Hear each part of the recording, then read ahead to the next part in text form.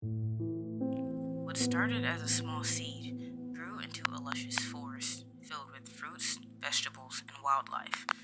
But this forest filled with dense greenery isn't just your run of the mill old forest. Along the way, something else grew with it. Or was this something the true origin of it all? The locals call it the Bountiful Witch. The forest, being as large as a typical rainforest, did not start that big.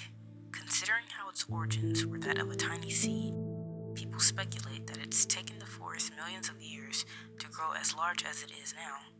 And as the years passed by, animals and insects began to inhabit the land, bringing with them other animals, seeds, pollen, and things of that sort, which only made the forest flourish and grow beyond the limits of what one would imagine. And at the very center of this forest, it is rumored that one would find the witch whom it belongs to, the Bountiful Witch. Although despite its given name, I believe that its origins go beyond what one would think, and it cannot be given a title based off of things that already exist. But for the sake of my recordings, it will remain as Bountiful Witch. It seems that the witch does not want to be seen, but makes sure that any and everything who enters its forest knows that it is there. So no one has directly run into this entity, but as previously stated, thanks to its own desires, there have been many sightings.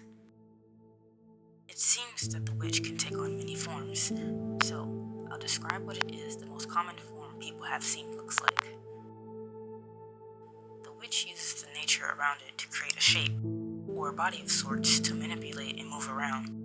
The most common thing it uses is either branches or vines that it twists around to form a shape. My theory is that it takes on the form of the creatures it sees around its forest. This includes things such as deer, boars, squirrels, bears, and humans as well. So the human form will be the one I'll be discussing. It's composed of an outer layer of branches that are sprinkled with mushrooms, leaves, and moss, and an inner layer of green vines that seem to form a skeleton of sorts. One could only imagine the few ways the witch was able to have access to such an accurate depiction of the human skeleton. But I digress. The outer layer of branches also forms hands and feet, which are made of smaller branches that twist together to form spirals that mimic toes, allowing it to walk as we do, and fingers, allowing it to grab things. Its head, which seems to be branches as well, but more tightly knit together, sprouts out at the top, giving the illusion of hair. There are openings for the eyes and the mouth, which both do not move, as it does not seem to speak, at least according to others. But its eyes look to have tiny glowing dots that do indeed move around, according to where it is looking. And lastly, its inner layer of vines. The vines, which successfully mimic the shape of a spinal cord and ribs, look to be shielding a glowing blue crystal. Is this its heart, or its true and original form? I believe it to be the latter. All of this can be said based on what it chooses to mimic. So, if it was mimicking a bear, it would have the same structure, yet an entirely different shape.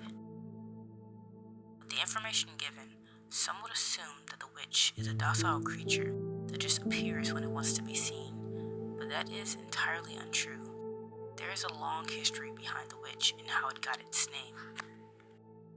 The Bountiful Witch is not bountiful simply because it gives and gives. No, there must be a give and take. Years before people came and began to make their lives here in the forest, there was always news of people going missing in or around it. This led to others going in to search for them, which led to even more people going missing, as those parties would never return for some strange reason. Eventually, so many people wound up missing, and with a lack of information, coupled with fear, people eventually just gave up looking altogether. The saying was that if you entered the forest, you'd never be able to leave, but there were a few cases where people entered and were able to find their way out. Of course, no one could figure out how so many people could go missing upon entering, while others, as few as they were, could easily find their way out. This wasn't until a group of wandering travelers made their way to the forest, These people were strong believers in respecting nature and its forces, and despite their habit of never settling in one place permanently or for too long, they found solace within the forest. And since they knew they'd be taking resources from the forest, they wanted to give back to it. And so, that is exactly what they did. They gave the forest things such as livestock and other valuable materials, unaware of its true nature, yet willing to part ways with these things out of respect. And it did not take them very long to understand that the forest, in more ways than one, was truly alive. The witch acknowledged these travelers, taking their gifts, and in return, allowing them to inhabit its forest, grow crops, and maintain livestock. That was the end of the tale, but I believe there's much more to it. Here's my theory of what I believe happened to those who were never found. Upon entering the forest, they noticed just how abundant the crops are. They see apples, oranges, grapes, and much more, and so they take a couple in hopes of returning to their homes and sharing this newfound information with their families, or even plan to make a profit off of this land they're exploring. And so, they turn around and make their way towards where they came, as they've plucked the fruit and want it to be well by the time they return home.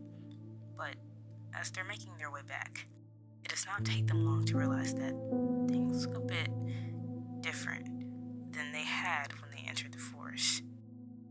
So, they decide to go a different way. No luck. Maybe another direction will point them back to the way they came, but of course, it does not. This becomes a never-ending cycle, and as time passes, the food they brought runs out, and so they must resort to eating what the forest is offering. It's more than enough to sustain them, and one would think that they'd be able to be found as long as they had enough food to eat, yes? While this is true, the witch must have had enough. This person, or these people, have taken far too much without giving anything in return, and so it does what it must and takes from them itself. Except, what it takes isn't a little trinket or something of value they had on them. No. It takes them. As this is just a theory, I will test it myself despite the dangers, and I will get back to you with my new findings. Until then.